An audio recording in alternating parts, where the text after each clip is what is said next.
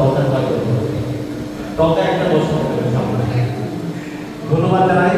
কারণ আমরা সারাটি বছরই এই মহান মানুষগুলো শান্তিতে আসি, এখানে আমাদের বিভিন্ন অনুষ্ঠান এবং বিভিন্ন তারিখ দিয়ে থাকেন। দূর দূরান্ত থেকে আমরা ছুটে আসি মানুষগুলো।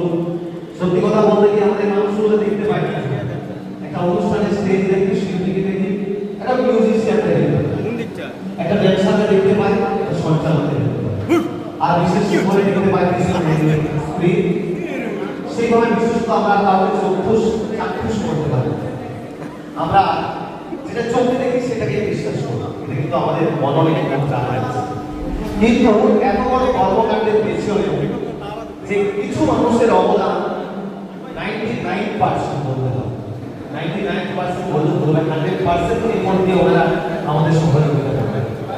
প্রথম যিনি করেন তিনি হচ্ছেন অর্গানাইজার, অর্থাৎ ইভেন্ট অর্গানাইজার যারা করেন, অ্যারেঞ্জের দাদা ভাইরা অনুষ্ঠানের 1 মাস 2 মাস আগে থেকে গিয়ে বিভিন্ন কমিটির সঙ্গে তাদের সাথে আলোচনা আলাপচারিতা, সেখানে একটা বাজেটের ব্যাপার থেকে শুরু করে শিল্পী পছন্দ থেকে শুরু করে সমস্ত কিছু একটা নাটকীয় মুহূর্ত কিন্তু ওনারা ফেস করেন, সেটা কিন্তু খুব কমজন মানুষই জানে।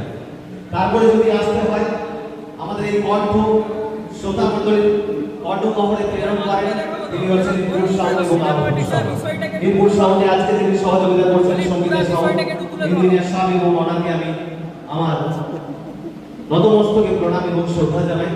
উনি না থাকলে আমার এই কণ্ঠ এটা প্র্যাকটিস করলে মজা যাবে, ব্লগ হবে, ইউটিউব মিট হবে।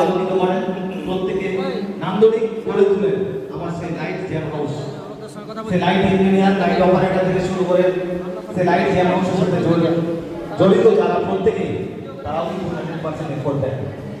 আর সর্বোপরি সর্বশেষ বর্তমানে আমরা প্রাচ্য এবং পাশ্চাত্যের